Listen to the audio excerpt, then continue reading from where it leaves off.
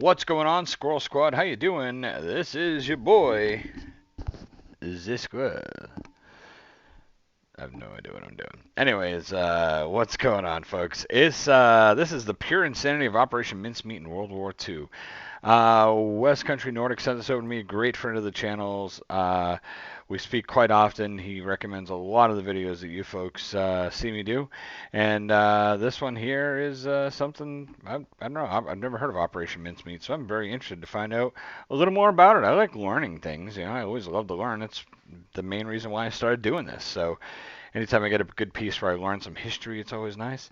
So I hope you sit back and enjoy a little history with me. It's about 10.5 minutes long. Let's get into it and see what we can do. If it's your first time here, subscribe. We do comedy and music. Well, music's on the other side, but we do comedy. We do history stuff. We do things about culture, all different kinds of stuff. So make sure you subscribe and hang out. Enjoy. The British were, without a doubt, the class pranksters of the Second World War, using various forms of deception, such as dummy parachutists and dummy tanks, and vexation, such as itching powder and laxatives, to confuse and whittle down their enemies. While the outcomes of some British pranks were a little more pronounced, it's a little unclear how one of the more disturbing deceptions of the war affected its outcome. In this video, we take a look at Operation Mincemeat and the man who never was.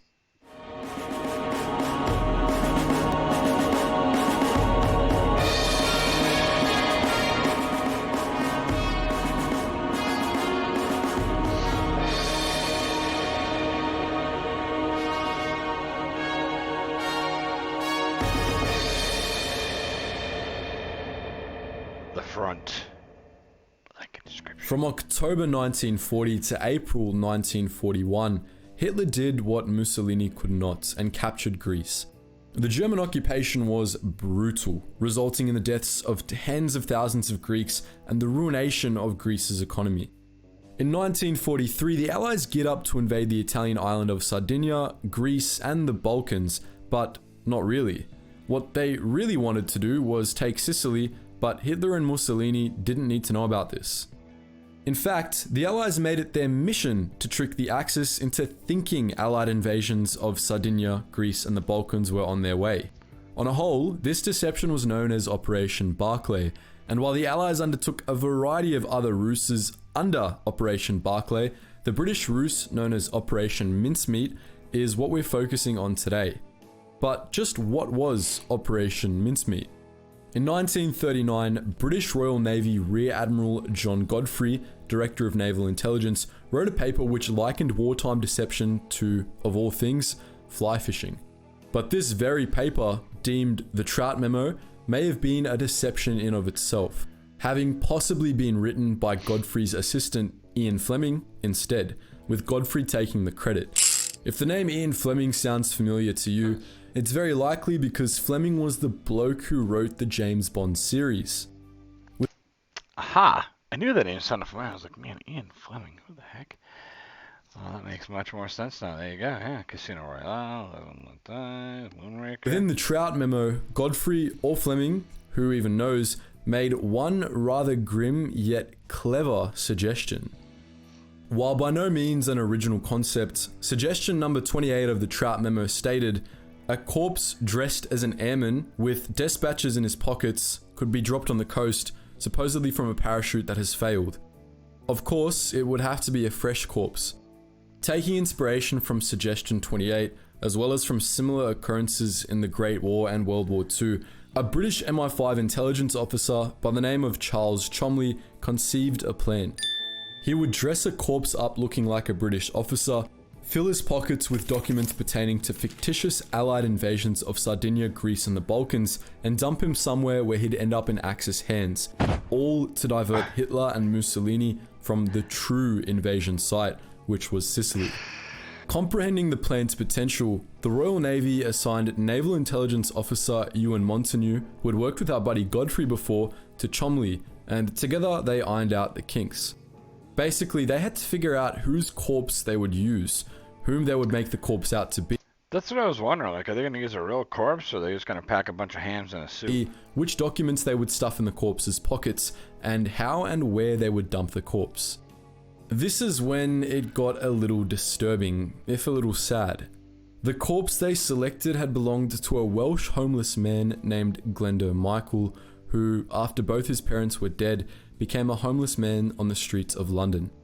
Starving, or possibly in an attempt to take his own life, Michael ate rat poison in an abandoned warehouse at age 34 and died in hospital 2 days later.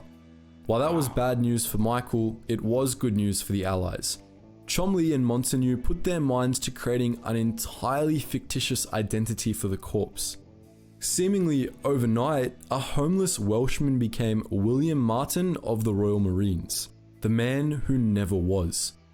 Martin was placed in a battle dress and various effects were attached to his person. These included, but were not limited to, a naval identity card, a photo of and love letters from his fictitious fiancée, and a pass from a nightclub in London. While those items reinforced Martin's identity, there were, of course, the false military documents themselves. Several important deception documents were placed in a briefcase attached to Martin with a chain, one being a letter from British General Archibald Nye to British General Harold Alexander. Rather than just stating, "We're gonna hit up Greece and totally not Sicily, lol," our prankster duo made use of their wit, alluding to the fictitious invasion in a less direct manner. I hate people that pronounce the LOL as lol, but I understand this. I don't hate this guy, but like I actually like talk to people face to face, and like they're like, "Lol." Just laugh. I'm standing right here. What do you mean, lol? What? You're not even laughing. It's bullshit. Anyway, I just want to point out, I love this idea. I think this is genius. I read a thing about the American government doing this thing one time where they made these things called bat bombs. So it was a bomb that dropped out, and then the bomb would open up, and there was thousands of bats inside. And inside, every bat had strapped to it a little tiny explosive with a little bit of gasoline. And the idea was, if they dropped the bats down, the bats would go into the buildings, and then into the rafters of the buildings and stuff. And so they did like a test run on it, and it worked. But it didn't work great because too many bats strayed away and then started other fires and did other things, and it just wasn't a calculated thing that could be controlled, obviously, with the mind of a bat. So, but it's kind of a cool idea. It's different. Portion of the letter read, "We have recent information that the Germans have been reinforcing and strengthening their defenses in Greece and Crete, and Chief of the Imperial General Staff felt that our forces for the assault were insufficient." Another fictitious letter, addressed to British Admiral Andrew Cunningham from British Vice Admiral Louis Mountbatten, hinted at an Allied invasion of Sardinia while also putting it out there that Martin was an expert on amphibious warfare. All Cholmondeley and Montagu had to figure out now was how and where to dump Martin.